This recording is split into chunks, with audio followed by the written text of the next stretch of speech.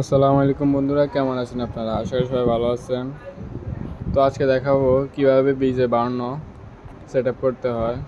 তো যারা যারা বিজে 52 সেট আপ করতে পারেন না, তারা আমাদের এই সম্পূর্ণ ভিডিওটি দেখলে আশা করি শিখতে পারবেন কিভাবে আমরা সেট আপ করি। তার সম্পূর্ণ ভিডিওটি দেখুন।